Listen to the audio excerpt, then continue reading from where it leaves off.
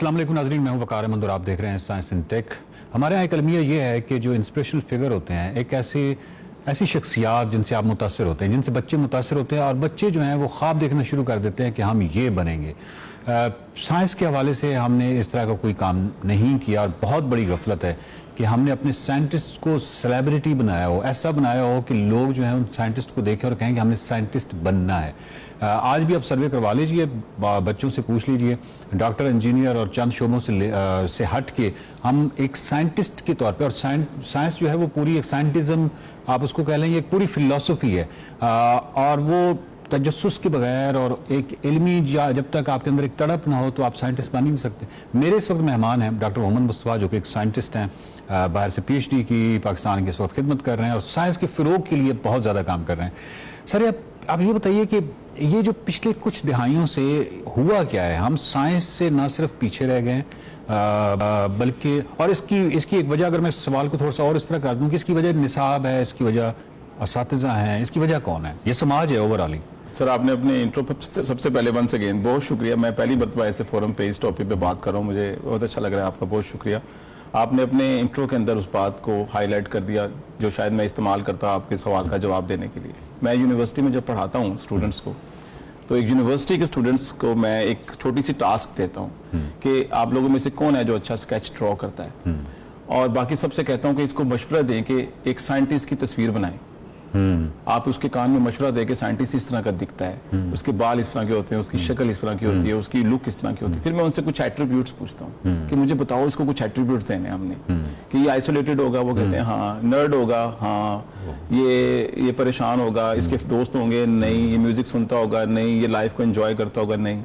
That is the concept हमारे मुल्क में। ये वो सकीमा है जो हमने बना दिया उनके ब्रेन के अंदर कि, और ये अभी तक मैं यूनिवर्सिटी के स्टूडेंट्स की बात कर रहा हूँ, गली मोहल्ले के लोगों की बात नहीं कर रहा, कि जब वो उसको ड्रॉ करते हैं तो हम उसको डिस्कस करते हैं। अगर हमारा इमेज ये है एक साइंटिस्ट का, तो आप कैसे तवक्को कर सकते हैं कि लोग इससे इंस्पायर होंगे या वो बनना चाहेंगे या उनके अंदर फैसिनेशन मिलती है।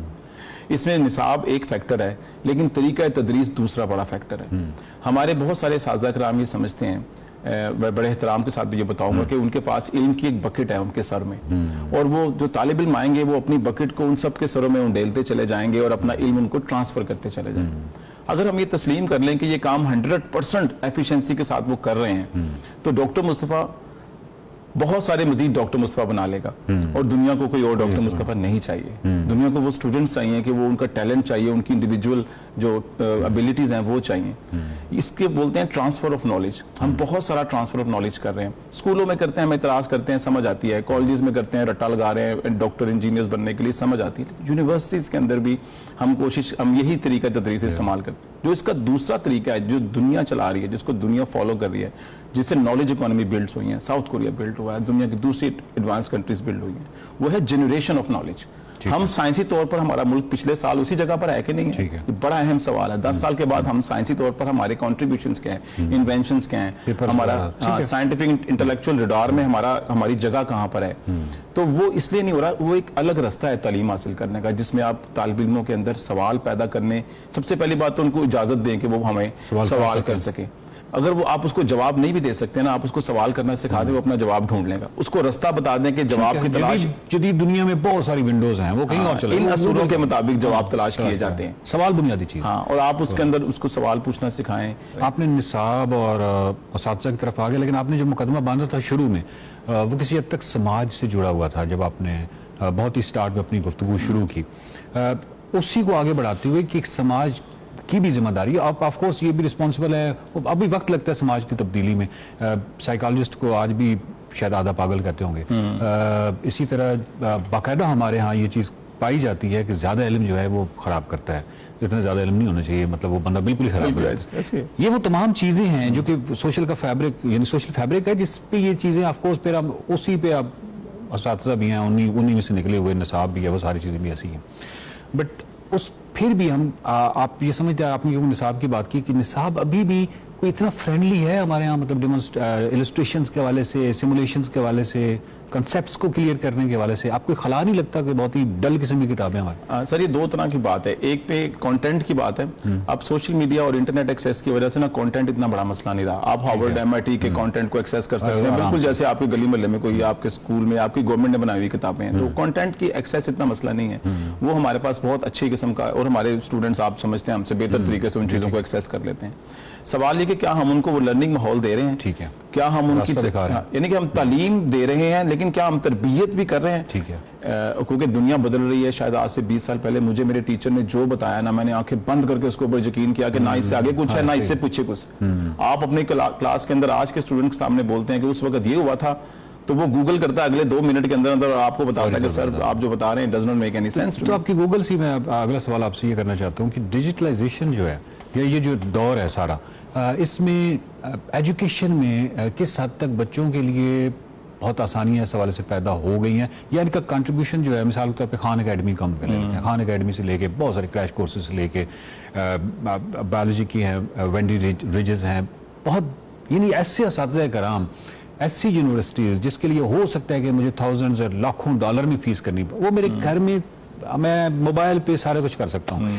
तो ये जो कंट्रीब्यूशन इनका है, जिस तरह खान अकेडमी है तो वो टोटल फ्री है, या तो ये आप क्या समझते हैं कि ये पूरा एक रेवोल्यूशनराइज कर देगा एजुकेशन सिस्टम? सर डिजिटल जो सिचुएशन है या आर्टिफिशियल इंटेलिजेंस है, जो ये गेम चेंजर है। हमारी मर्जी है कि हम इसको अडॉप्ट करते हैं कि नहीं करते। हम इसको रिजिस्ट करेंगे तो वही होगा जो हमने 100 साल पहले किया। इलेक्ट्रिसिटी को रिजिस्ट किया हमने, लाउड स्पीकर को रिजिस्ट किया, तो अभी भी अगर हम इसको रिजिस्ट करेंगे तो इसमें टेक्नोलॉजी का कुछ नहीं जाएगा।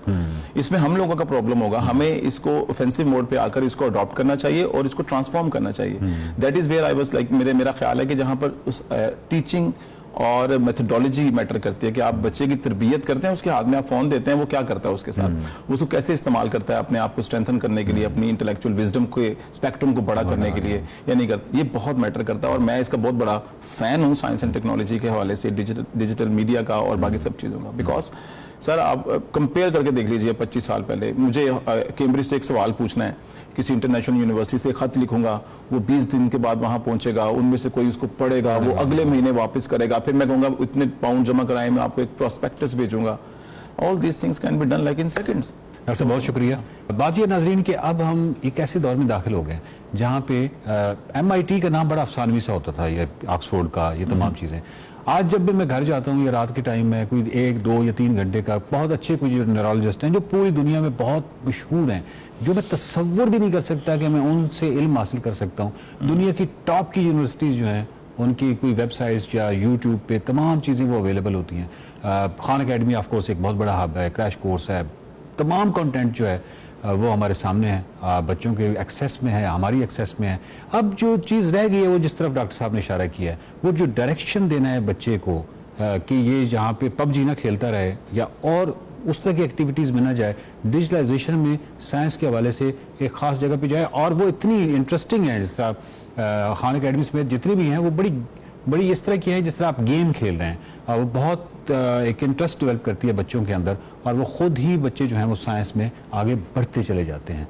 तो अपने बच्चों का ख्याल रखिए और अपने बच्चों के हवाले से जो साइंसी तर्ज फ़िक्र है उनमें ज़्यादा से ज़्यादा पैदा करने की कोशिश कीजिए। लेकिन ये तब पैदा होगा जब सबसे पहले आपके अंदर पैदा होगा। आपके अंदर पैदा ना हुआ तो ये आपकी जो एक्सपेक्टेशंस हैं बच्चे से, ये कभी भी पूरी नहीं उतर सकती, क्योंकि आप अपने उस हवाले से या अपनी ख्वाहिश के हवाले से ऑनेस्ट ही नहीं होंगे। देखते रहिए साइंस एंड टेक।